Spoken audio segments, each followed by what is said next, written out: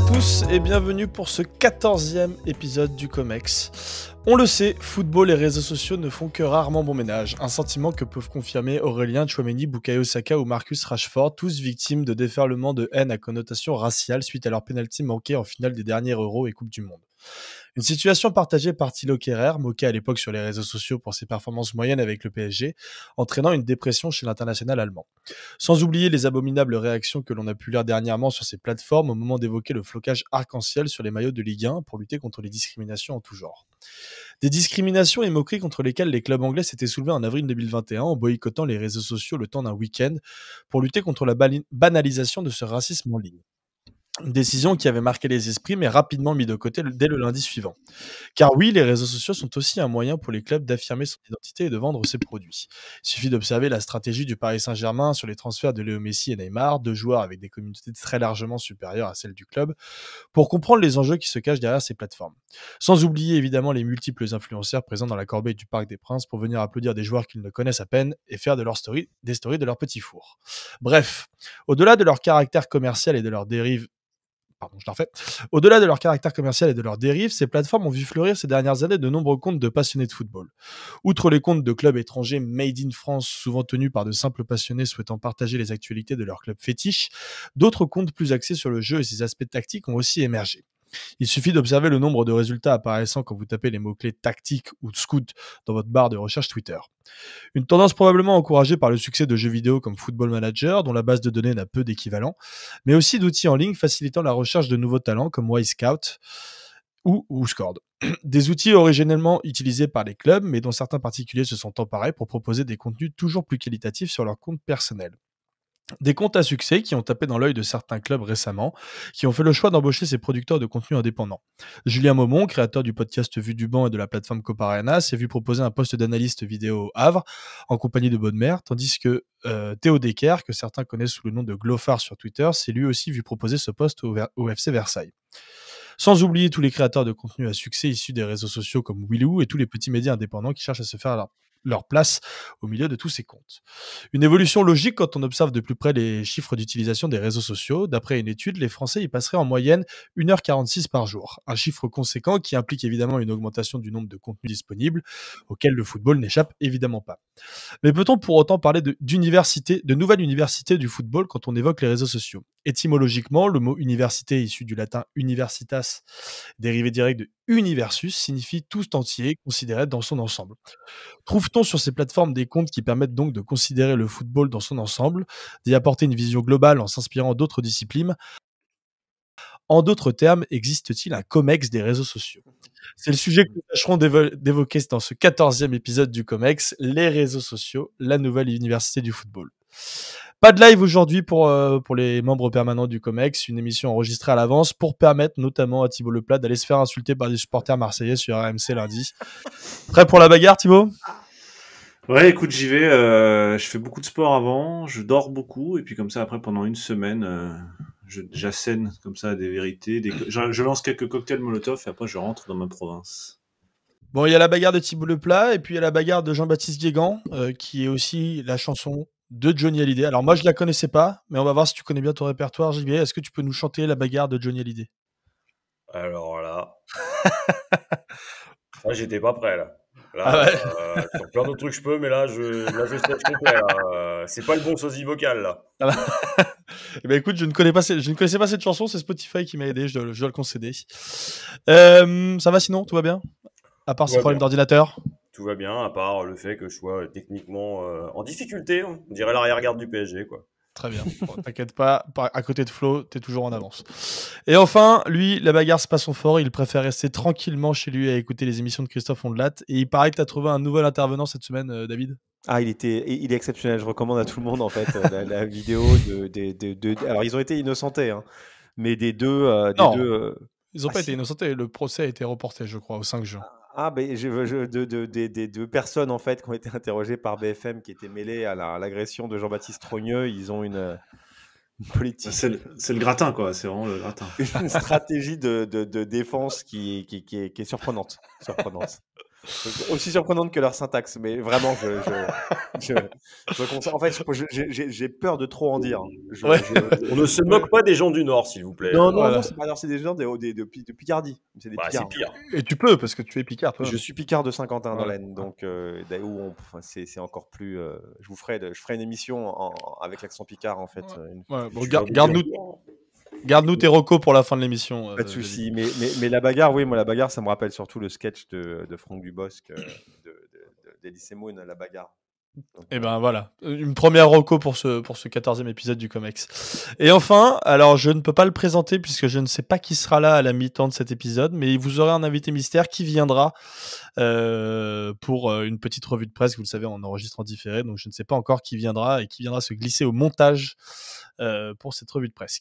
En tout cas, si vous souhaitez payer des cours de taekwondo à Thibaut pour préparer ses interventions dans l'after ou tout simplement nous soutenir pour qu'on puisse continuer à produire des podcasts de manière gratuite le plus longtemps possible, n'hésitez pas à nous soutenir sur notre cagnotte Hello Asso que vous pouvez retrouver dans alors sur notre site internet et dans la bio de nos réseaux sociaux.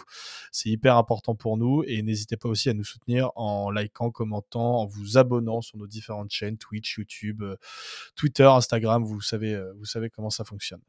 Messieurs, notre sujet du jour, les réseaux sociaux, la nouvelle université du football.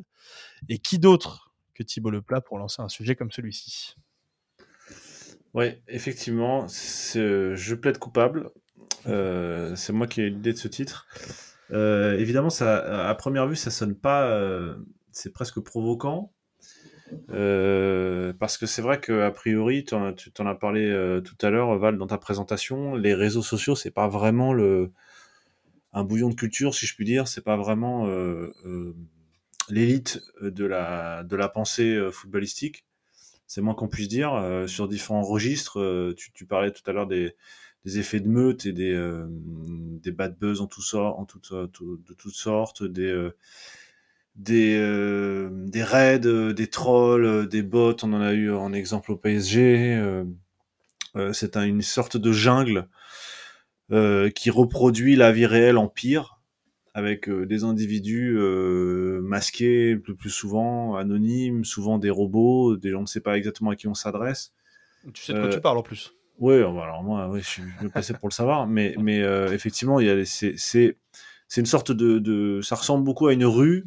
Pour moi, pour les réseaux sociaux, c'est comme une rue en fait où tu sais pas sur qui tu peux tomber. Tu peux tomber sur des gens très bien, mais tu peux tomber sur des gros lourds ou sur des mecs violents ou des gens qui ont rien à faire ici. Bref, c'est une sorte d'espace public ensauvagé par l'anonymat et par les éventuelles répercussions publiques que ça peut avoir.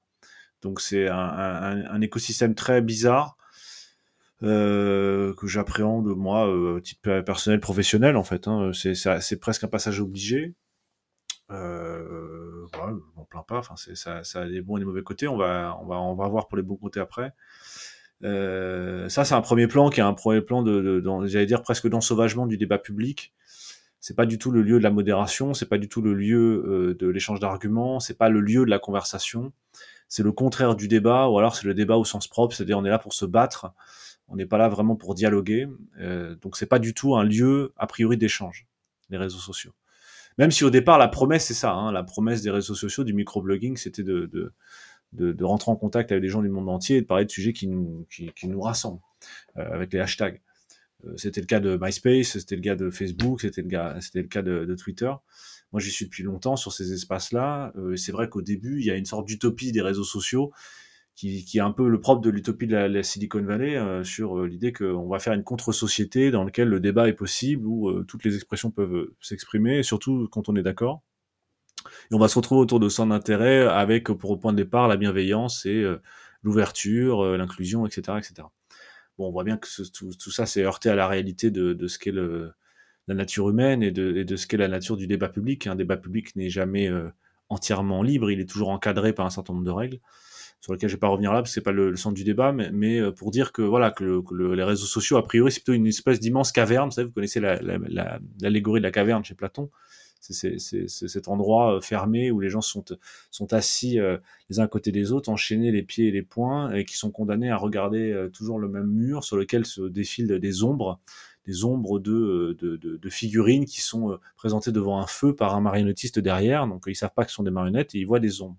Et donc la caverne, c'est un peu ça, c'est des débats sur des ombres, quoi, sur des débats sur des choses qu'on maîtrise pas, sur l'apparence des choses, sur l'écume des choses, mais des débats véhéments, etc. Bon. Ça, c'est un peu pour moi les réseaux sociaux, c'est vraiment la caverne de Platon.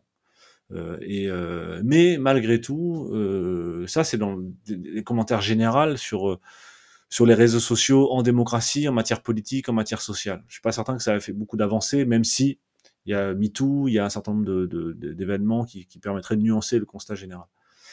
En revanche, en matière de football, il y a un phénomène assez intéressant à remarquer, c'est que parallèlement parallèlement à cette évolution, parallèlement au progrès des réseaux sociaux, je dis au progrès en termes quantitatifs des réseaux sociaux, en termes de taux de pénétration, d'accès au nombre d'usagers, s'est développé en même temps une forme de contre-opinion publique et une forme de démocratisation, si je puis dire, du savoir footballistique. Jusqu'à présent, le football était réservé à certains initiés, ceux qui le pratiquaient, ceux qui le lisaient, les journalistes surtout, ceux qui faisaient l'opinion, et éventuellement aussi ceux qui fréquentaient les stades assidûment. Mais malgré tout, tout ce qui était de l'ordre de la compétence footballistique, l'entraîneur, l'autorité footballistique, était une autorité verticale. Donc il y avait l'entraîneur, le poids de la parole de l'entraîneur, la parole du joueur, la parole du président. Il y avait une notion hiérarchique du savoir. Je dis pas ça pour le regretter, le déplorer, le célébrer, peu importe. Je décris juste cette situation. Donc il y avait une situation de savoir vertical qui s'exerçait dans la presse pendant très longtemps. Et avec l'éruption des réseaux sociaux, on a vu fleurir, tu l'as dit au début, Val, tout un tas de comptes de personnes, d'individus qui se sont mis à développer un discours propre, souvent sur la tactique, lié souvent, tu l'as dit, aux jeux vidéo et en particulier à Football Manager. Mais l'idée que l'amateur lui-même pouvait avoir une compétence qui pouvait, jusqu'à un certain point, concurrencer la compétence des autorités établies. Donc cette démocratisation s'est opérée dans le football et a donné lieu à une sorte de bouillon de culture qui a paradoxalement, je m'en tiens aux comptes tactiques, aux comptes qui parlent de football, je parle pas des trolls, etc., c'est encore autre chose, mais là, vraiment sur ces comptes-là, ça a finalement contribué à tirer un peu tout le monde vers le haut, où on a découvert des compétences qu'on n'aurait jamais découvertes dans le cadre traditionnel de l'opinion publique. Tu as parlé de Julien Maumont, mais il y en a plein d'autres. Julien, il a été journaliste, donc il était peut-être déjà un peu dans le secteur-là, mais je pense à Football Tactique, je pense même à Willou, je pense à comment il s'appelle, CM, là, je sais pas comment il s'appelle. Il y a beaucoup de comptes comme ça. Moi, j'en connais pas mal. Ça fait longtemps que j'en suis. Il y a une compétence qui s'est développée comme ça et qui est venue concurrencer, et le dernier phénomène, et après je te laisse la parole, cette démocratisation a donné lieu en certaines mesures à une uberisation de la compétence footballistique. C'est-à-dire que tout le monde est devenu entraîneur, tout le monde est devenu vidéo-analyste. Pareil, je le dis sans critique, c'est vraiment une description. Tout le monde peut devenir analyste, tout le monde peut devenir scout, tout le monde peut devenir tacticien, ce qu'on appelait les tacticiens en chambre à l'époque, avec force de vidéo, avec exemple, des trucs très documentés, avec beaucoup de stats, avec beaucoup de professionnalisation, et qui a donné lieu en fait à une contestation du savoir vertical. C'est-à-dire cette horizontalité du savoir, c'est-à-dire chaque individu se mettant en réseau sur un plan horizontal, hein, toi tu parles de ça, on se retrouve sur tel sujet, tel débat, est venu peu à peu prendre la place sur le débat et contester le rapport hiérarchique, le rapport vertical au savoir footballistique. Et c'est comme ça que se sont arrivées des critiques de plus en plus virulentes contre les entraîneurs, contre le diplôme d'entraîneur, contre tout ce qui ressemblait à une autorité dans le football, contre les médias, contre l'équipe en particulier, contre certains joueurs, contre certains entraîneurs, ce qui fait que les critiques, on l'a vu ce qui s'est passé à Lyon, notamment sur Genesio, quand Genesio est à Lyon, on a vu que ce savoir démocratisé est devenu un savoir uberisé, avec le danger pour ces institutions-là de se retrouver hors circuit. Et on le voit maintenant sur le débat sur le BEPF, est un débat très intéressant. Le cas de Will Steele est très exemplaire là-dessus, non pas parce qu'il est sur Football Manager ou pas, mais simplement parce que il est de toute évidence largement compétent pour occuper ce poste, et pourtant il ne peut pas passer le BEPF, et évidemment ça fait les choux gras de tous ces comptes, de ces gens qui contestent les autorités établies dans le football français notamment. Merci beaucoup Thibaut. On va enchaîner avec JB. Alors pour moi, les réseaux sociaux, finalement, ça nous a permis de sortir de deux dimensions. T'en parlais un peu, justement, Thibaut. La première chose, c'est le territoire. La deuxième, c'est les institutions nationales qui sont liées au territoire. Avec les réseaux sociaux, on a découvert d'autres footballs, d'autres manières de le vivre, de le traiter, de le penser, d'en parler. Ça nous a permis aussi d'interroger finalement nos narratifs et parfois leur vacuité. C'est-à-dire qu'on parlait de France, on était français et on regardait les choses finalement à la hauteur de notre précaré, quoi. Une sorte d'ethnocentrisme avec un prisme bien particulier. Et puis sont arrivés d'autres acteurs. Alors, on a souvent parlé dans le COMEX des athlétiques. On a souvent parlé des réseaux sociaux avec des comptes bien particuliers. Tu parlais de Momon, mais c'est le cas. Quand je pense aux réseaux sociaux et que je regarde ma propre expérience, je me rends compte que ça m'a permis de voir le sport autrement, le foot autrement. Ça a permis de suivre des journalistes finalement au quotidien et pas simplement être dans la situation d'attente de leur papier. Ça permet d'avoir un retour par exemple immédiat sur ce qu'écrit Philippe Auclair, sur ce qu'on peut lire dans le Guardian, Josimar et autres. Et il y a un exemple qui me vient en tête, c'est ce qui s'est passé avec Qatar 2022. Quand on a regardé la Coupe du Monde de France à partir justement des réseaux, on avait l'impression que l'immense majorité de la France allait boycotter cette Coupe du Monde et allait pas finalement ni la vivre, ni la traiter, ni vouloir la regarder. Et puis il y a la réalité, c'est qu'on s'est rendu compte que au travers des réseaux sociaux, il y avait d'abord un prisme déformant. Ensuite, que le monde était disponible pour parler du même sujet, mais penser à autre chose, et surtout pas la même chose qu'une bonne partie des gens qui s'exprimaient. Et donc, on a vu avec les réseaux sociaux cette capacité, finalement, à nous obliger à regarder autrement. Quand on est fan du PSG, c'est pareil. Si on lit que les comptes PSG, on va avoir du mal à sortir d'un microcosme. Et ça, le Qatar l'a bien compris, puisqu'ils en sont à subventionner des comptes amis pour relayer une certaine vision du monde. Mais quand on regarde ce que disent les Américains, par exemple, du PSG, la manière dont d'autres comptes traitent le club en dehors, ça nous oblige à nous interroger, à regarder le monde autrement. Avec les réseaux sociaux, on a popularisé Transfermarkt. On a appris à regarder ce que faisait le CIES. On a commencé à regarder ce que la presse internationale disait de notre football. Et donc, finalement, j'ai l'impression que malgré les énormes éléments négatifs qu'on peut avoir avec les réseaux sociaux, on a quand même derrière une ouverture d'esprit qui s'est imposée. Ça nous a obligé à un décentrement, peut-être à une plus grande modestie. En tout cas, pour moi, ça m'a obligé à être plus rigoureux parce qu'il n'y a rien de pire que de se faire taper sur les doigts quand on a sorti n'importe quoi sur les réseaux. Ça m'a aussi obligé à penser moi contre moi-même. C'est-à-dire que les réseaux sociaux, tu parlais d'université et de grandes bagarres, c'est à peu près les deux. C'est-à-dire que ça nous oblige à lutter contre soi-même et contre une certaine forme de paresse. Alors évidemment, il y en a qui en usent, en abusent. Sur les réseaux, on va trouver une approche contrefactuelle facile, il y a de l'intoxication, il y a de la désinformation. Mais j'ai l'impression qu'au dehors de ce bruit-là, les réseaux sociaux ont apporté quelque chose. Et tu parlais très justement de l'équipe, c'est l'exemple moi qui me venait en tête. C'est-à-dire que s'il y a une institution qui a été remise en cause par les réseaux sociaux, c'est bien ça. On est sorti finalement de cet écosystème bien particulier. On avait une sorte de totem qui avait une sorte de monopole absolu sur le sujet, et ça les a obligés à bouger. Alors c'est à la fois un très bel outil pour apprendre, pour aussi apprendre à littéralement à se décentrer par rapport à nos sujets, à se questionner. Alors évidemment, ils sont pas la vérité. Ils sont un moyen de saisir, à mon sens, autrement, peut-être plus intelligemment, une réalité qui nous fuit. Et puis, sans eux, le COMEX n'existerait pas, parce que j'aurais pas connu Thibaut. J'aurais pas forcément croisé Valentin. Et puis, David serait resté, pour moi, un immonde banquier fan des Girondins. Un mythe, ce serait resté un mythe. Voilà, un mythe. Un mythe. David, je te laisse enchaîner et répondre à Thibaut de manière... la bagarre, justement, dont on parlait tout à l'heure. On en parlait, moi je suis du genre à celui qui mange la barbe à papa et qui monte pas sur le grand 8, donc Pour moi, le danger, la castagne, très peu pour moi. Non, mais sur les réseaux sociaux, ce qui est assez intéressant, c'est que le choix du titre de Thibaut, c'est l'université, en fait. Car l'université, pour moi, c'est le partage des connaissances. C'est un lieu où, normalement, idéalement, les notions, enfin, les connaissances s'affrontent, les informations s'échangent, les points de vue se confrontent. Et l'université, dans le football, ça renvoie à l'école portugaise. Donc, il y a énormément d'entraîneurs portugais, d'analystes portugais, de data analystes, de scouts portugais qui sont passés par l'université. Et c'est pas forcément étonnant non plus que justement ce soit le Portugal.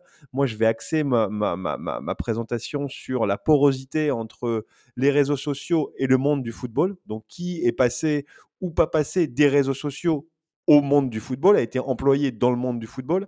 Et c'est le Portugal, c'est quasiment le pays le plus accueillant. En France, on a encore une certaine difficulté à donner de la crédibilité à des gens qui se sont fait connaître sur les réseaux. Thibaut en parlait concernant les deux principaux catégories d'internautes que je vis, c'est bien évidemment les data analysts, les scouts en herbe, même si c'est un peu péjoratif et un peu difficile pour eux, s'ils nous écoutent, de dire que c'est des scouts en herbe dans le sens où je pense qu'ils visionnent plus de rencontres parfois à des multiples assez impressionnants que des vrais scouts en fait de clubs, et que ils ont écrit plus de rapports de scouting que toute la cellule de recrutement de Bordeaux. Ça, j'en suis quasiment persuadé. Mais voilà, mais il y a une porosité qui est quand même très limitée. Moi, pour préparer cette émission, j'ai eu l'occasion d'échanger avec celui qui se fait appeler Michael Scout sur les réseaux, Michael Marquez.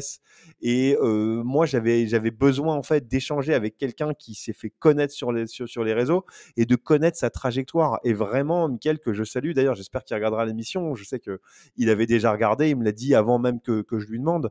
Lui, il me dit, écoute, moi, j'ai commencé par passion. Et c'était par goût. C'est quelqu'un qui a un master en finance, qui a pris des risques, qui a décidé de se lancer, dont les compétences ont été reconnues. C'est-à-dire que Coparena Media, que tu as cité, Val, l'a utilisé. C'est quelqu'un qui a été adoubé par Juninho, il faut le savoir, que Juninho l'a reçu en entretien, que Juninho a validé son profil, et malheureusement, l'enchaînement a fait que Jean-Michel Aulas décide de se passer de Juninho. Donc Mickaël n'a toujours pas eu sa chance. Donc moi, cette émission, elle n'est pas du tout en fait pour faire la promotion de Mickaël, mais c'est vrai que lui, dans les bons mois, il a gagné 1000 abonnés. Alors même en traitant des sujets très niches, pareil, ça peut être le championnat d'Asie des moins de 20 ans, mais un peu comme le Comex, il était parfois suivi par des personnes influences du Landerneau, ou des personnes vraiment en fait qui sont dans le football et que le football intéresse. Et il trouve pour l'instant, et c'est aussi moi l'impression que j'avais, je trouve qu'il y a un taux de conversion très réduit pour l'instant entre le savoir des réseaux sociaux, qui est toujours en France en tout cas. J'ai pas envie de ressortir cette vieille rengaine de la France, un peu pays à la traîne, pays en kysté, mais qu'on y a un rejet de ce type de compétences et qu'on a du mal à les crédibiliser. J'ai également parlé avec Vincent Davas, qui a été scout, qui lui a passé plus de 20 ans dans l'administration, et c'est quelqu'un avec qui j'échange régulièrement, et lui me dit la même chose, me dit, écoute, très franchement, en toute modestie, quand je vois les recrues faites et le prix auquel les joueurs sont achetés par certains clubs, moi, modestement, c'est quelqu'un que j'avais spoté il y a plusieurs années. Donc, il y a aussi cette notion, c'est une notion que j'ai lue en fait en préparant cette émission, de vertige de l'inutilité. Est-ce que justement, c'est les gens en place dans les clubs, qui sont souvent issus du sérail, souvent d'anciens joueurs, quand ils se rendent compte, parce qu'ils suivent, je pense, en fait, c'est les meilleurs, les comptes les plus influents de scouting, quand ils se rendent compte justement de la qualité, il n'y a pas une espèce de muraille de Chine qui se forme pour surtout en fait réduire la porosité entre les réseaux sociaux, qui sont pour moi une vraie université du football, parce que moi j'y apprends beaucoup au sens de premier de l'université, avec le monde professionnel.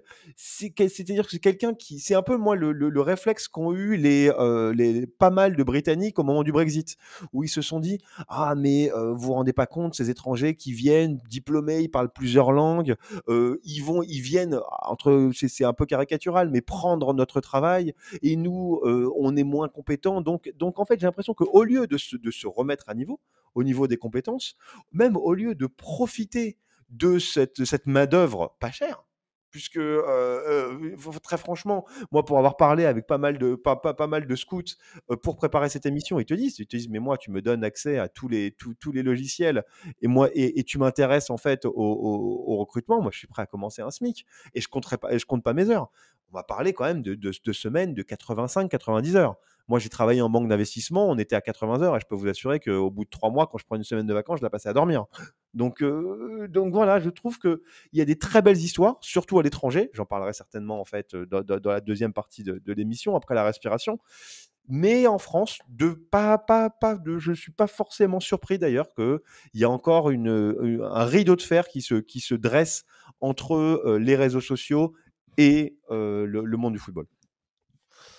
Ouais, et quand tu parlais de Mickey, visiblement, il y avait des chiffres qui étaient sortis et que Juninho avait été choqué par justement le petit salaire que demandait justement Mickey pour pouvoir commencer Par respect à pour lui, travailler. en fait, j'ai pas envie de divulguer les chiffres, moi, Moi il non me les a plus, donnés. je crois que c'était des chiffres qui étaient très sortis plus ou franchement, moins, mais alors ça va être de toute façon dans mes recommandations, mais c'était passionnant la discussion que j'ai eue ouais, avec je me lui. doute bien. C'est un mec humain, passionné, passionnant. Voilà.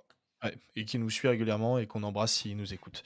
Messieurs, c'est le moment de basculer un petit peu avec notre invité mystère, alors qui sera, c'est pas non plus un invité mystère de fou, ce sera un membre de l'équipe 1e art, que vous avez l'habitude d'entendre dans le Comex ou sur nos autres podcasts. C'est perdu de vue, Mais voilà. c'est mon frère caché qui était dans la vidéo d'ailleurs de BFM.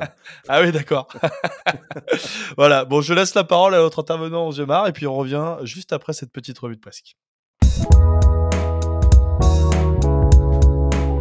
Et oui, vous le découvrez donc quasiment en même temps que moi. Notre invité mystère aujourd'hui, c'est bien Flo, qui n'a pas failli à sa tâche, comme toutes les semaines, enfin comme une semaine sur deux maintenant avec Jules. Flo, quels sont les petits articles ou contenus que tu as vus cette semaine ? Ouais, bah écoute, lundi dernier, on apprenait par le média Gigantes et Mundo Deportivo que Neymar aurait quitté Paris pour rejoindre Barcelone le dimanche 14 mai et fêter le titre des Blaugrana avec certains de ses anciens coéquipiers. Un aller-retour effectué sur les jours off donnés par les clubs, je préfère préciser, mais qui n'a pas manqué de faire réagir évidemment pour un joueur qui n'aura jamais montré son attachement au PSG et dont les supporters ne cessent désormais de réclamer le départ. On espère en tout cas au lendemain de cette soirée en boîte de nuit que sa cheville ne sera pas aussi lourde que celle de Nicolas Sarkozy, condamné mercredi à 3 ans d'emprisonnement pour corruption et trafic d'influence, dont un enferme à purger donc sous bracelet électronique. Heureusement pour lui, Paul Bismuth ne joue pas dans le short contrairement à Neymar, bien plus pratique pour rester discret et ne pas dévoiler ses mollets. Roberto Torres voulait lui aussi fêter un titre avec ses anciens coéquipiers d'Osasuna, qu'il a quitté cet hiver après plus de 15 ans au club, notamment comme capitaine, en se rendant à Séville pour la finale de la Copa del Rey de son club face au Real Madrid. Contrairement à Neymar, le Basque aura fait le déplacement sans pouvoir soulever le trophée avec ses amis qui ont perdu, et prenant au passage surtout une belle polémique en Iran, où le défenseur joue désormais alors que le natif de Pampelune a séché le match de son club de Foulad, de quoi lui souhaiter un bon retour à Avaz, la ville où il joue. Et petit conseil au passage de JB, se faire désormais très discret en terre perse et ne pas suivre par exemple l'exemple d'instituteurs français qui avaient fait le voyage en Iran pour soutenir les manifestations de profs dans le pays et emprisonnés depuis mai 2022 et forcés à une mascarade d'aveu. Mascarade toujours, Nicolas Cassis-Mortov se penche pour le site de SoFoot sur le faux intermittent mais vrai successeur Philippe Diallo, qui devrait être reconduit le 10 juin prochain à la tête de la Fédération française de football et jusqu'en 2024, avec l'approbation humaine évidemment de son superbe COMEX et de son illustre prédécesseur Noël Le Graët, dont il assure la continuité dans une forme d'affront au ministère des Sports. Autre sujet qui inquiète au haut lieu la fédération et le foot français, la pénurie d'eau qui frappe les clubs de L1 et à laquelle pourtant Noël Le Graët a œuvré en coulisses afin de l'éviter, et particulièrement les clubs du pourtour méditerranéen, comme l'explique Vincent Villa dans l'équipe, qui a ainsi mené l'enquête, et qui oblige aux clubs de s'adapter et de revoir à la baisse la qualité de leur gazon, sauf pour l'OGC Nice, dont on apprend dans l'article qu'il a obtenu une dérogation de la préfecture pour pouvoir arroser les pelouses de son centre d'entraînement en cas d'alerte renforcée. Mais surtout car face aux sécheresses répétées, le gym s'est en outre doté d'un système sur sa canalisation d'irrigation pour hausser l'humidité du sol et améliorer le développement des racines, tout en changeant les variétés d'herbes adaptées afin d'adapter au mieux la période estivale avec des variétés d'herbes donc moins exigeantes en eau. Si les nappes phréatiques de notre pays sont dramatiquement basses en ce mois de mai, la valorisation des grands clubs européens, elle, ne cesse de grimper. C'est en tout cas ce qu'explique Anthony Alice sur le site d'EcoFoot. Des grands clubs européens qui ne souffrent donc aucunement du retournement de conjoncture économique. La famille Glazer s'apprêtant à atteindre son objectif en vendant Manchester United pour plus de 6 milliards de dollars. Une somme qui correspond à 8 fois le chiffre d'affaires annuel affiché par le club mancunien lors des dernières saisons. Des clubs assimilables, comme il est expliqué dans l'article, à des marques de luxe, dont la puissance de marque est incontestable et permet de générer des revenus dans le monde entier, et dont les acquéreurs n'ont pas en tête un plan de précis de rentabilité à court ou moyen terme, l'enjeu revêtant souvent désormais d'une question d'image, de prestige, de réseau ou de géopolitique. Jeudi 18 mai, on fêtait les 10 ans de la loi Taubira ouvrant le mariage aux personnes de même sexe. Un anniversaire qui sonne tristement quelques jours après le refus du port d'un flocage arc-en-ciel par certains joueurs de Ligue 1. Et il n'en fallait pas plus pour le toujours excellent Nicolas Cassis-Mortov dans son édito « Le football n'est pas à la noce chez SoFoot » de constater que le ballon rond est décidément à la traîne de la société et enferré dans un certain conservatisme.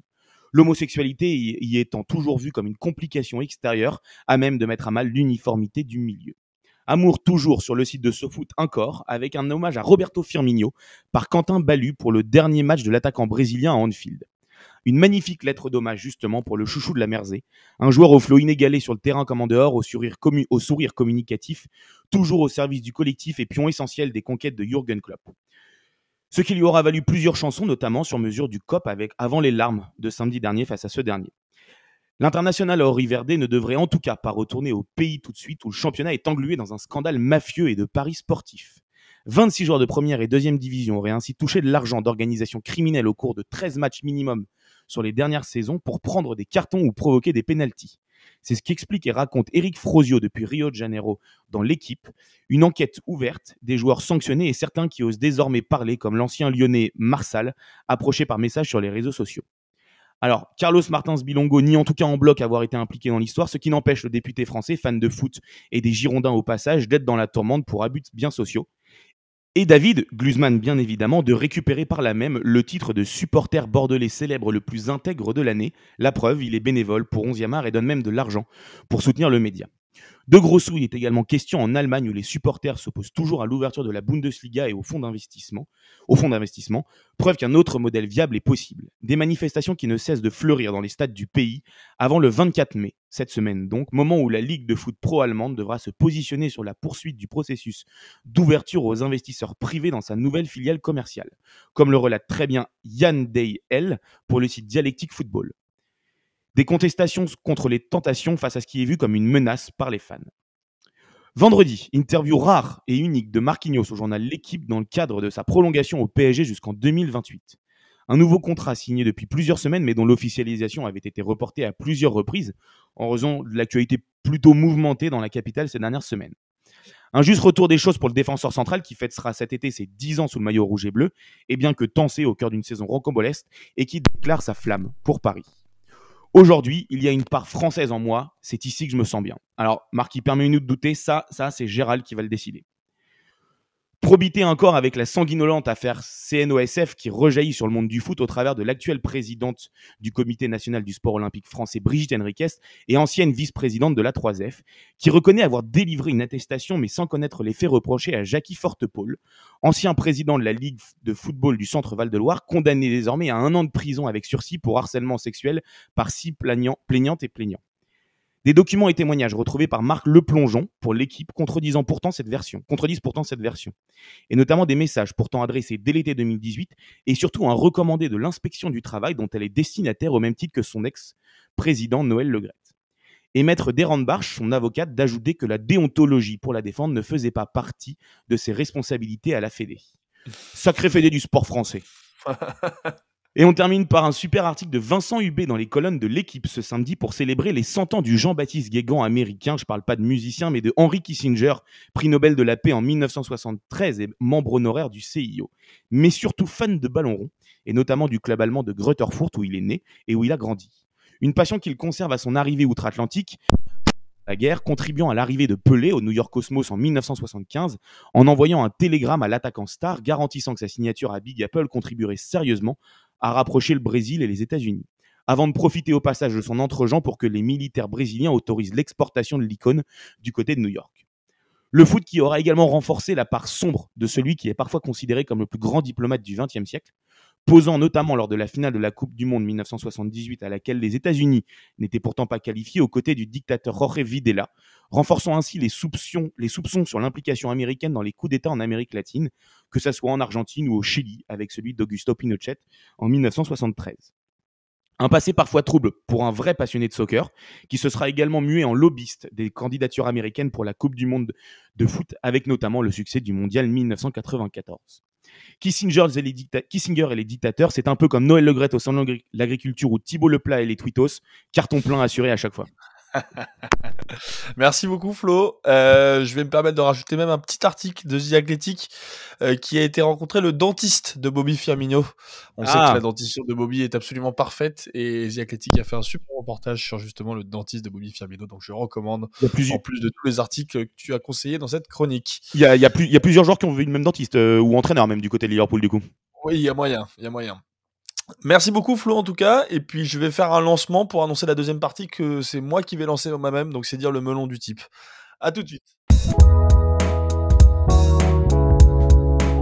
Eh bien, merci encore à cet invité mystère que je découvrirai en même temps que vous.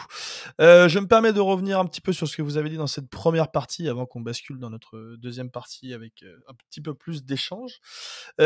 Thibaut, toi tu affirmes que... Enfin, tu commences ton explication en disant évidemment que les réseaux sociaux ne représentent pas l'élite de la culture footballistique. C'est plus un lieu d'ensauvagement du débat public selon toi, un lieu de débat au sens propre, dans le sens propre qui est se battre. Ce qui est paradoxal puisque l'idée de base de ces réseaux-là était de discuter avec bienveillance et inclusion. Les réseaux sociaux sont pour toi une immense caverne, tu fais le parallèle avec l'allégorie de la caverne de Platon. En revanche, en matière de football, tu affirmes que c'est développer une forme de contre-opinion publique et de démocratisation du savoir politique avec ces réseaux sociaux. Avant, la parole était, selon toi, réservée aux acteurs du foot et qui avaient un rapport très vertical de la connaissance et que l'émergence de ces comptes a aussi permis de découvrir de nouveaux aspects du foot, qui est une espèce d'ubérisation du contenu foot. Tout le monde peut devenir coach, analyste, tacticien, et qu'il y a donc eu une contestation de ce savoir vertical. JB, quand tu dis que l'avènement des réseaux sociaux a permis de sortir de deux dimensions, déjà la dimension territoriale, puisqu'on a découvert d'autres footballs, et qu'elle a permis aussi d'interroger notre narratif, permis de voir le sport et le football autrement, de suivre des journalistes et des médias au quotidien, ce qui n'était pas le cas avant. Tu donnes l'exemple de la Coupe du Monde au Qatar, où il y a eu un vrai différentiel entre ce qui était ressenti sur place et ce qui était transmis sur les réseaux sociaux. On a aussi observé comment les réseaux sociaux ont aussi permis d'observer comment notre football était perçu. Tu cites les rapports du CIES qui ont obligé notamment une certaine ouverture d'esprit et une remise en cause de certains acquis aussi. Tu parles de l'exemple du journal L'Équipe qui a dû se renouveler après ça et que globalement les réseaux sociaux ont permis d'apprendre à se décentrer et à s'interroger. Et toi David, tu parles de l'université qui selon toi est l'université au sens propre, le partage de connaissances. Que l'université dans le foot renvoie surtout à l'école portugaise et qu'il y a une vraie différence entre ce qui se passe au Portugal et ce qui se passe en France. Tu estimes que pour toi, il y a une sorte de porosité entre les réseaux sociaux et le monde du foot, qu'en France, c'est évidemment beaucoup moins ouvert. Tu cites les exemples de Michael Scout, qu'on embrasse une nouvelle fois, et tu parles du taux de conversion très réduit entre les compétences et les boulots proposés, et tu parles de notion de vertige de l'inutilité qui dit que les clubs, au lieu de se remettre à niveau en termes de connaissances et en termes de main-d'œuvre pas chère, préfèrent continuer dans leur schéma traditionnel. J'espère que j'ai été complet et je vais redonner la parole à Thibaut pour notre deuxième partie d'échange. Ouais, d'ailleurs, tout cela ne va pas sans écueil. Quels sont les écueils de cette démocratisation, uberisation ? On l'a dit un peu rapidement, mais c'est important de le reconceptualiser et le redire ici, c'est que pour moi, je vois trois grands problèmes. C'est un problème déontologique. On le voit dans le cas chez certains influenceurs comme Romain Molina, pour pas le citer, ou dans d'autres domaines. C'est-à-dire que, non pas que je ne remets pas en question son travail, je remets en question l'idée qu'il n'y a pas de cadre déontologique. à l'exercice de métier d'influenceur. On voit avec Booba, c'est pareil dans le football, dans le sens où pour exercer un métier, quel qu'il soit, enfin la plupart des métiers, si je puis dire, le journalisme en particulier, mais bon, les pharmaciens, les notaires, les médecins, tous les corps de métier, les confréries, sont encadrés par le droit du travail, bien sûr, le droit de leur discipline, mais aussi une déontologie, c'est-à-dire un ensemble de règles qui sont pas forcément des règles juridiques, mais qui sont des règles morales, qui tiennent à la pratique de ce métier-là. Bon, on voit bien que sur les réseaux, c'est le moins qu'on puisse dire, il n'y a pas vraiment de déontologie, donc on ne sait pas précisément... Disons que la déontologie est pas le critère pour pouvoir s'exprimer. Il n'est pas un préalable. Il peut y en avoir, mais c'est pas un préalable. Donc ça, vous allez me dire, c'est le cas aussi dans d'autres métiers, certes, sauf qu'il y a un contrôle quand même qui s'exerce, même s'il est parfois faible. Il y a des chambres de métier, il y a des exercices, il y a des disciplines, ou même le journalisme, la commission de la carte de presse, même si on peut considérer que c'est insuffisant, etc., ça existe. Dans le cas des réseaux sociaux, ça existe absolument pas. Donc et en plus, c'est pas du tout un préalable à l'expression sur les réseaux. Ça, c'est le premier. Deuxième problème, un problème épistémologique. Alors, c'est un mot un peu compliqué pour dire que c'est un problème de légitimité, en fait. Hein, c'est un peu la course à la légitimité, les réseaux. Qu'est-ce qui fonde la légitimité d'un compte? La pastille bleue. C'est la pastille bleue qui fonde la légitimité. Plus maintenant, pour le coup. Plus maintenant. La honte, rigole, c'est la honte. La pastille bleue, je disais. Oui, la pastille bleue, ouais. Et même pas, parce que, je veux dire, qu'est-ce qui fonde la légitimité d'un compte? Est-ce que c'est son nombre de followers? Mais au nom de quoi? On fait pas de science à l'applaudimètre. On fait pas de science démocratique. Je parle de science au sens général, au sens de la connaissance. La connaissance, ça se fait pas à l'applaudimètre. On décerne pas les diplômes de médecins à l'applaudimètre. On vote pas pour le meilleur chirurgien chez Hanouna, quoi. Heureusement.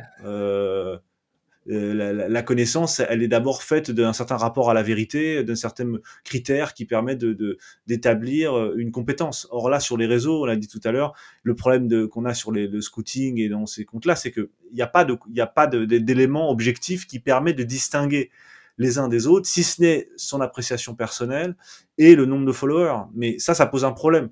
Parce que quand on recrute des profils uniquement au nombre de followers, autant recruter directement, je sais pas, comment il s'appelle?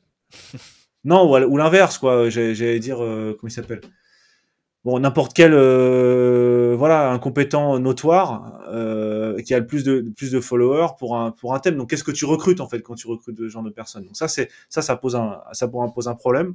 Et troisième problème, un problème cognitif qui est lié aux bulles cognitives, qui est que quand tu es sur un réseau, personne n'a la même timeline, personne ne voit la même chose. Donc chacun voit en fonction de ses préférences, en fonction de l'algorithme, de son propre algorithme, ce qui fait que ça pose une vraie question de l'objectivité des connaissances et l'objectivité du savoir auquel tu as accès. Tu fais l'expérience, tu regardes une vidéo, un documentaire sur YouTube, au bout de 5 minutes, on te propose des vidéos complotistes, des choses plus ou moins recommandables, parce que l'algorithme a tendance à privilégier les opinions extrêmes, clivantes, et qui posent problème. Donc ça, pour moi, c'est 3 problèmes déontologiques, épistémologiques et cognitifs. JB, je te laisse répondre, mais je t'interdis de parler de l'élection à l'applaudimètre de Gianni Infantino. Moi, j'ai rien dit. Tu l'as pensé tellement fort que j'étais obligé de l'interdire avant qu'il parle. Moi, j'ai été délégué de classe à l'applaudimètre à l'époque. Parce que moi, je n'ai jamais osé, parce que j'aurais jamais gagné. Donc, non, voilà, je suis entièrement d'accord avec Thibaut sur un point. C'est le fait que les réseaux sociaux ont aussi vu, finalement, être mis en avant des gens qui vont récupérer beaucoup de choses produites et où finalement beaucoup de contenus sont à minima empruntés, au mieux cités très lointainement, et puis surtout derrière, c'est une sorte de gigantesque endroit d'accaparement. Alors il y a des comptes qui sont spécialisés là-dessus, hein. J'en ai quelques-uns en tête, on va pas les citer pour protéger les victimes. Mais on voit aussi justement une économie de la prédation là-dessus, à tel point que certains producteurs de contenu décident de s'affranchir de ces réseaux, au risque justement de ne pas pouvoir bénéficier de la monétisation de leur communauté, parce qu'à un moment donné, chaque fois que vous écrivez un truc, c'est repris. Évidemment, vous n'êtes pas cité, et puis les gens paraissent intelligents, alors qu'on voit clairement qu'ils maîtrisent rien de ce qu'ils racontent. Bon, c'est aussi le problème de cette université du savoir, c'est que Thibault le disait, il n'y a pas de règles. Et on l'a expérimenté, hein. Alors toi, Thibaut, je sais pas, mais en tout cas, moi, je l'ai expérimenté au quotidien. Il y a un moment où, quand vous faites des livres et que vous écrivez des trucs, c'est bien sympa, mais quand on vous prend, quand on vous plagie, quand on vous utilise et qu'on oublie de vous citer, c'est gênant. Mais quand en plus on s'accapare ça et on essaie d'être intelligent, ça pose des problèmes. Il y a un seul sosie vocal de Johnny Hallyday, il n'y en a pas deux. Et donc ça, moi j'insiste vraiment là-dessus. Mais je pense que David a aussi des choses à rajouter sur le sujet. Ouais, moi j'ai jamais été plagié, donc je dois vraiment raconter de la merde. Et toi c'est Bordeaux, donc voilà. Ouais, C'est non, juste que... non, mais alors il y a quelque chose qui m'a sur le côté déontologie, j'avais pas. Alors, c'est l'intérêt d'avoir plusieurs cerveaux qui turbinent en même temps. Je n'y avais pas du tout pensé. C'est un problème déontologique et il y a quelque chose sur les réseaux sociaux.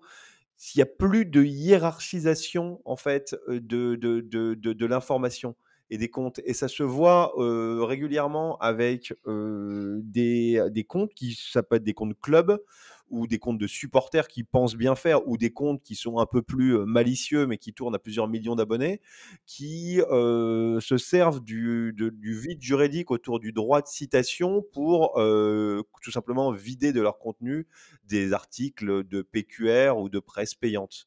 Et il y a même des gens à plusieurs dizaines de milliers d'abonnés qui te disent ah oui, mais de toute façon moi ces comptes, donc ça peut être ActuFoot, BeFoot, Instant Foot, voilà, donc et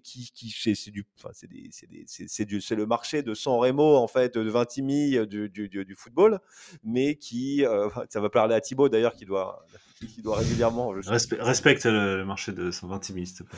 Voilà, le marché de Vintimille. Non, mais vraiment du football. Et c'est vrai que les réseaux sociaux, c'est aussi l'information plagiée à pas cher.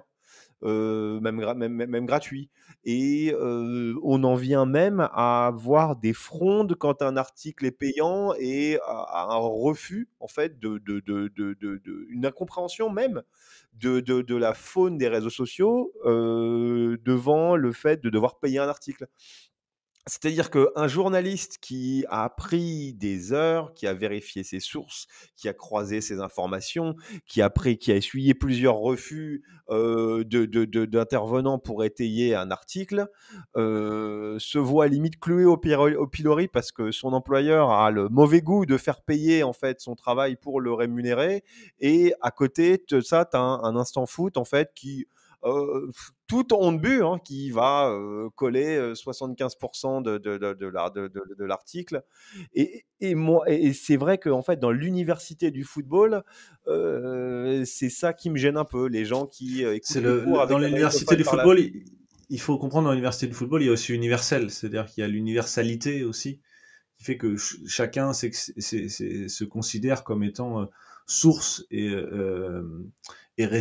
aussi réceptacle de savoir. C'est-à-dire que chacun se met au même niveau et que l'université du football, c'est pas du tout un souhait, c'est de considérer qu'il y a une valeur, je crois, éducative des réseaux sociaux. J'en parlais même avec Régis Lebris, qui me disait qu'il avait pu contacter dès 2015 des gens dans le monde entier grâce aux réseaux sociaux, qui s'il s'en tenait qu'au réseau de la DTN, il n'en serait pas là où il est maintenant.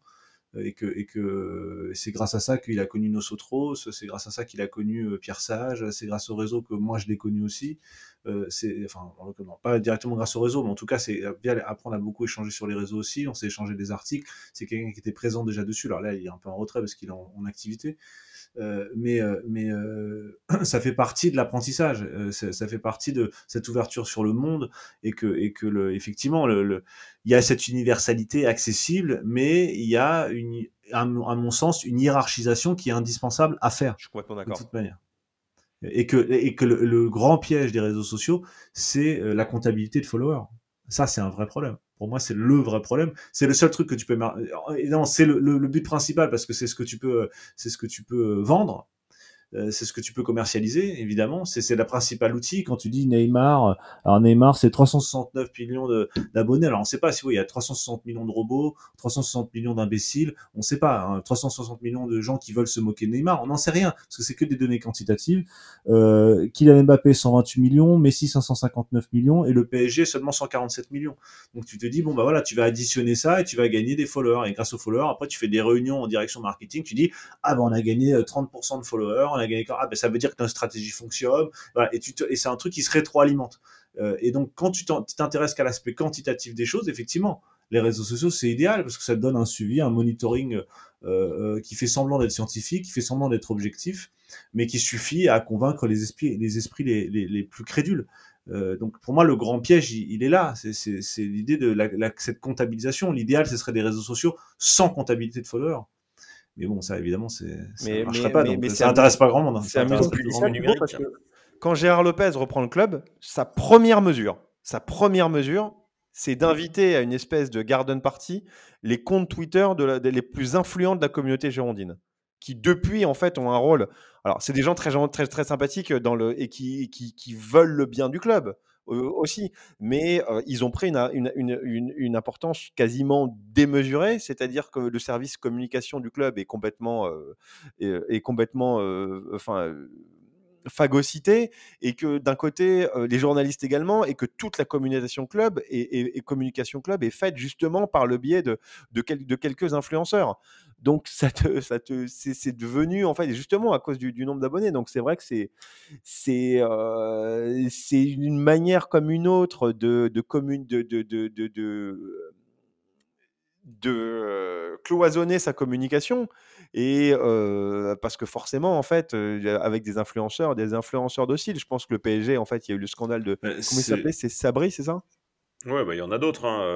Si on va là-dessus, il y a certains comptes, je pense à APU par exemple, qui ont été gentiment rappelés à l'ordre. Parce que voilà, pour en avoir discuté aussi avec eux, je crois que même Daniel en avait parlé dans l'after. Il y a un moment donné, à partir du moment où vous n'allez pas dans le sens de la communication officielle, Voilà, vous fait gentiment comprendre qu'on peut vous fermer les accès. Et que par définition, vous ne respectez pas la communication du club car vous n'êtes qu'un compte Twitter. Là où d'autres, très gentiment, vont accueillir la parole, relayer cette parole, et puis évidemment aller dans le sens de cette parole. Bon. Depuis l'année dernière, je n'ai plus le droit d'interviewer un employé des Girondins de Bordeaux. On m'a interdit l'accès d'ailleurs. Alors moi, je ne veux pas que je sois, pas le Élise Lucet de la rue Saint-Christophe, hein, mais voilà. Ça tirait bien, c'est un complément d'enquête. David Glusman, ce soir, vous présente. Et pourtant, tu t'es régalé à la garden party de Gérard Lopez. Ouais, c'est vrai, mais je sais pas pourquoi. J'ai peut-être eu la main un peu trop lourde sur le foulard. À l'époque, on appelait ça le lobbying, sauf que là, c'est du lobbying qui est génial pour les clubs, parce que ça coûte rien. Ça coûte une invitation à dîner, une vague, une glace, même pas, à l'égard de gens qui sont souvent de bonne volonté, mais qui sont pas du tout des spécialistes de la lutte d'influence politique. Et donc, c'est tout bénef pour les clubs, qui ont beau jeu de s'en plaindre après quand ils se prennent une vague dans l'autre sens. Mais donc le lobbying, à l'époque, la grande différence du lobbying, c'est que ça coûtait très cher et qu'on le savait que c'était des lobbyistes. Ils s'en cachaient pas, les lobbyistes. Là, maintenant, c'est des lobbyistes amateurs, quasiment bénévoles. Tu vois, donc c'est vrai que c'est délicat. Après, quand t'es président de club, dirigeant de club, t'es obligé de faire avec ces profils-là. Tu peux pas faire sans. T'es obligé de prendre en compte ça dans ta politique de communication. Il y a autre chose que ça a changé, c'est le rapport du journaliste de sport finalement à son métier. Certains qui objectivement n'ont pas grand-chose à dire et pas grand-chose à vendre ont clairement compris l'intérêt de ça et sont devenus beaucoup plus importants, alors qu'objectivement ils n'ont pas grand-chose à expliquer. Et on les voit, il suffit de regarder certains contenus, je pense à l'équipe télé, etc., l'équipe 21, on est dedans. On a des gens qui sont mis en avant alors qu'objectivement leur rapport au football est quand même particulier, mais ils ont une communauté derrière parce qu'ils ont compris tout l'intérêt finalement à aller soit flatter un public docile, soit à aller créer une communauté très simplement, soit par le clash, soit par des infos soigneusement relayées. Et ça, on l'avait pas autant avant. Alors c'était pareil, un milieu d'initiés fermé qu'on pouvait influencer, mais aujourd'hui il y a une vraie orientation du journalisme de sport qui fait que la communauté va primer aussi, même chez des médias reconnus, parce que ça va vous faire accéder à une sorte d'aristocratie, et notamment sur des médias plus traditionnels. Et à ce moment-là, vous êtes cross-média et voilà, on vous entend. Il y a plein d'exemples qu'on pourrait donner. Moi, j'ai une petite question. David parlait tout à l'heure des universités portugaises et on sait que justement il y a une vraie filiale là-dedans et que justement la grande force de ces universitaires portugais, ces entraîneurs universitaires comme on les présente, c'est aussi d'avoir exploré d'autres domaines, que ce soit bon, la philosophie, je crois qu'on en avait parlé avec toi, Thibaut, dans une émission il y a longtemps, l'année dernière, peut-être même il y a 2 ans. Mais voilà, d'avoir exploré d'autres domaines, l'économie, la sociologie, la philosophie, etc. Quand on parle d'université des réseaux sociaux, c'est ce que je disais un petit peu dans mon introduction tout à l'heure. Moi, j'ai pas cette impression qu'on a énormément de comptes qui vont chercher des liens justement entre le football et ces autres domaines-là. Alors, je suis bien placé pour le dire parce que je suis avec vous trois, on est quand même un petit peu servi sur ces thématiques-là, mais j'ai pas l'impression qu'il y en ait énormément.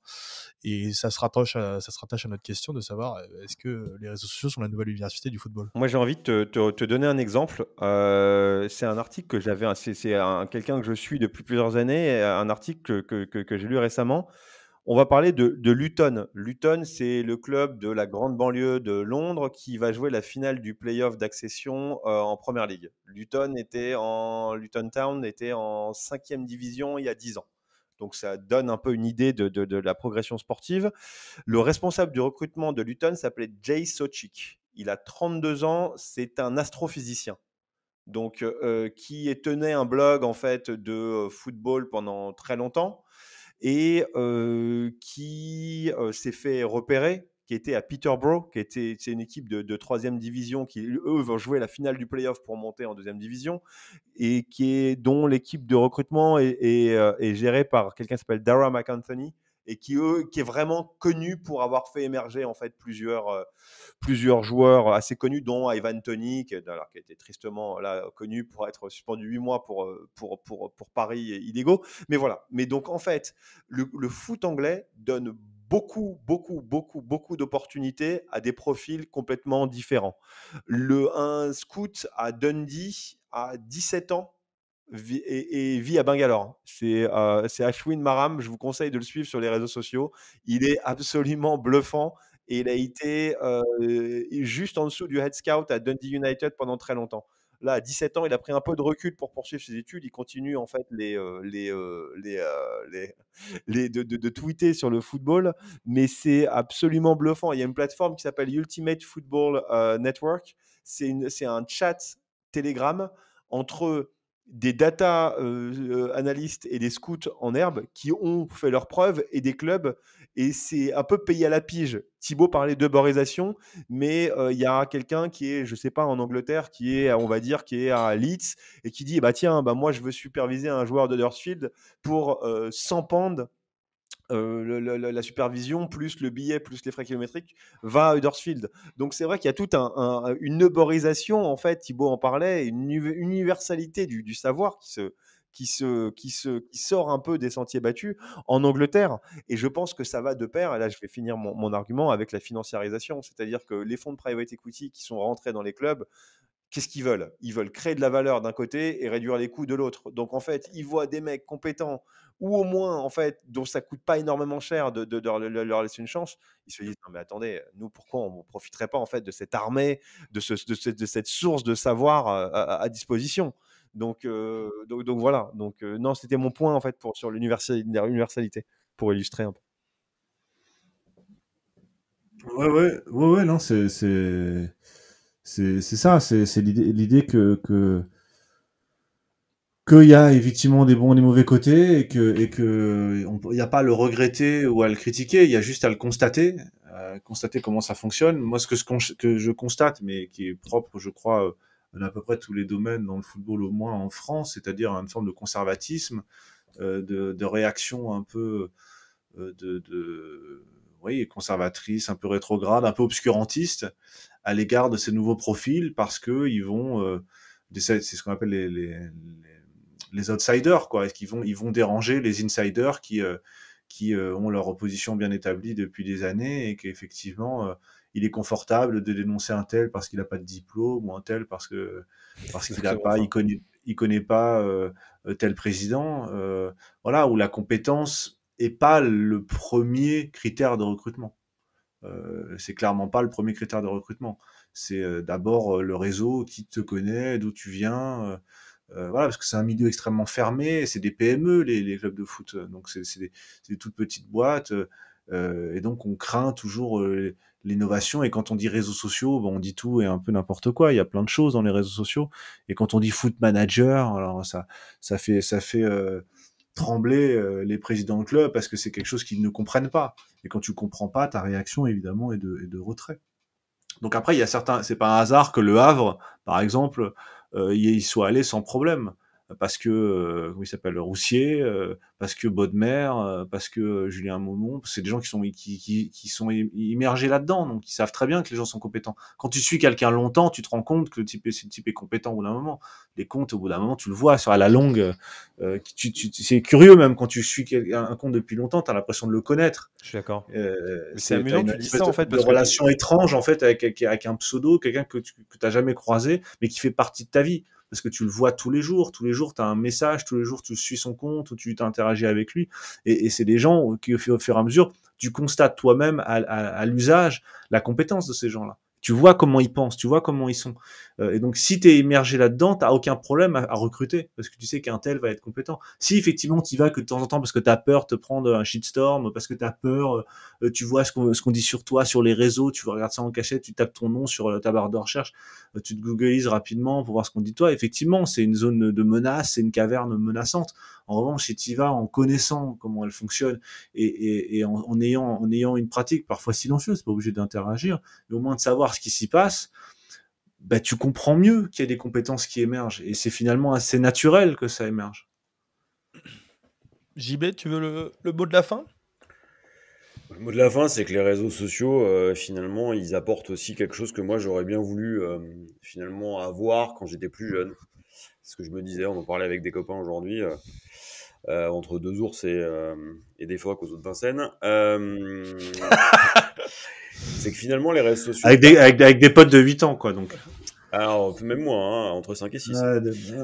Des potes Ils de ont 5 accès ans. à une somme d'informations qui est sidérante. Et moi, je me souviens de moments où j'avais 17, 18, 19 ans, où tu cherchais des choses et tu les avais pas parce qu'il n'y avait pas d'informations disponibles, parce que tu pouvais pas avoir accès à tout ça.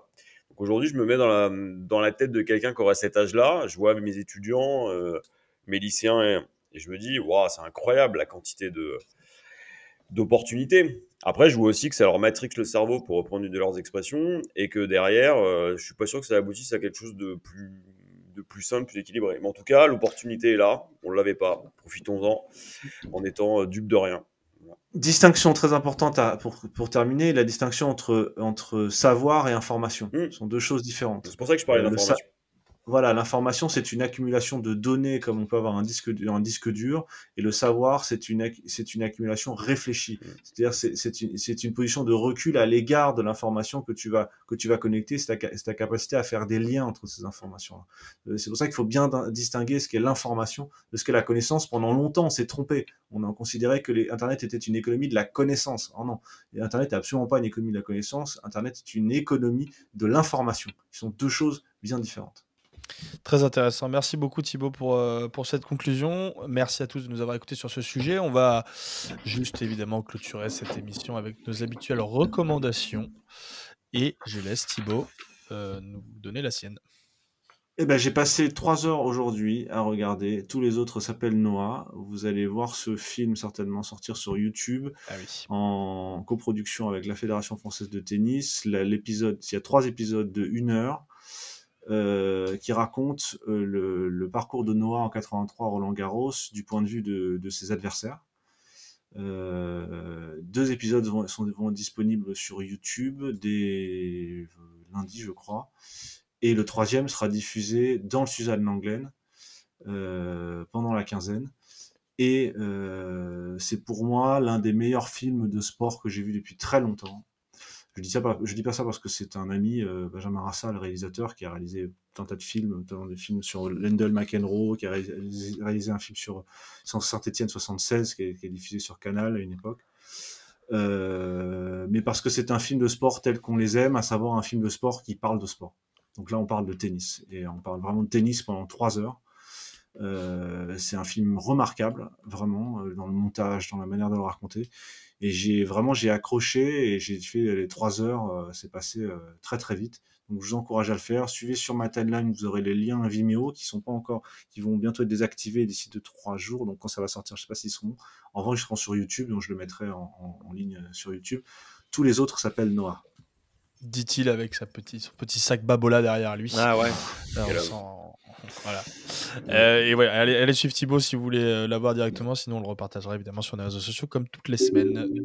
JB. Alors moi, c'est le dernier livre de Shérif.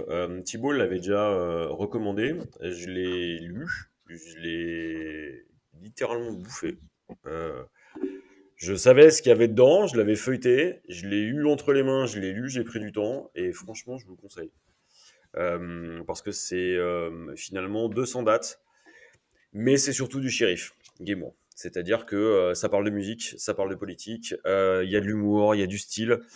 Ça parle aussi de foot, ça parle beaucoup de foot, mais c'est le foot dans tout ce que ça peut représenter, c'est-à-dire une approche totale du football. Et ça, des livres comme ça, il y en a peu. Je le remonte parce que ça a vraiment sens. C'est SoFoot, nos 200 dates. Shérif Guémour, c'est incroyable, on en reparlera, je pense, mais c'est vraiment bien. Shérif Guémour, la nouvelle université du football. Ouais. Alors par contre, avec lui, il a précédé les réseaux sociaux, quoi. C'est un réseau social à lui tout seul. Hein. Ouais. Voilà ce que j'allais dire. Ouais. Mériterait d'en avoir un d'ailleurs. Ouais, il a un compte Twitter. Hein. Tu peux oui, non, ça je sais. Ouais. Un compte Twitter un peu cryptique. On ne sait pas bien de quoi il s'agit. Mais à la limite du troll. À la limite du troll. C'est pas à la limite. David. Non mais je suis ravi dans cette émission en fait d'avoir appris que JB en fait ce serait voulu Nabila. Il regrette de ne pas avoir eu les réseaux sociaux à l'époque. J'aurais bien vu. Mais... je ne suis que sosie vocal de Johnny Hallyday, mon ami. Influenceur à Dubaï, ça aurait été absolument parfait. Bon, bah, surtout non.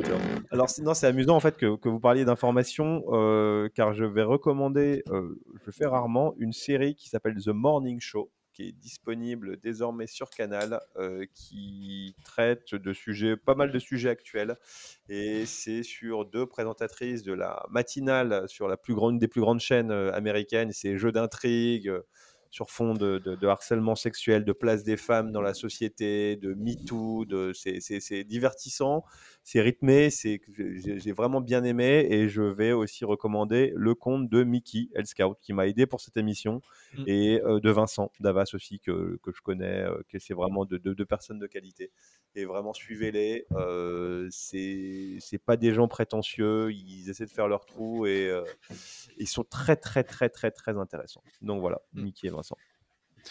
Parfait, merci beaucoup David pour cette double recommandation qui viendra compenser mes non-recommandations. J'ai décidé de ne pas te faire de reco aujourd'hui puisque on en fait déjà à peu près 3 par semaine dans nos autres podcasts et tout, donc j'ai décidé de lâcher un peu l'affaire pour cette semaine. Profitez quand même de Roland qui va commencer la semaine prochaine, profitez de la 3e semaine du Giro qui s'annonce très bien. Un petit prono pour Roland tous là. Du coup. Alcaraz. Hein. Alcaraz. Mais quelque chose de différent. Ouais, aucun Français ne gagnera. Ouais, voilà. Bien vu. Non, un petit prono pour Alcaraz, moi. Je le sens bien cette année. Mais bon, voilà. Profitez aussi de la course à la 6e place en Ligue 1, c'est très important. Profitez du soleil, sortez, voilà, allez vous amuser. C'est ma reco de la semaine. Messieurs, merci beaucoup pour cette émission. Merci à tous ceux qui ont écouté ce podcast en différé. Pas de live cette semaine, mais on revient évidemment en live dès la semaine prochaine, a priori, s'il n'y a pas de problème, si David n'a pas, une bar mitzvah, voilà, une intervention sur un podcast, encore une fête foraine, voilà, dont on a pas mal parlé en préambule de cette émission. Voilà, on sera là en live la semaine prochaine. Merci à tous de nous avoir suivis. Merci à vous 3 les gars. Et à la semaine prochaine. Salut. Ciao.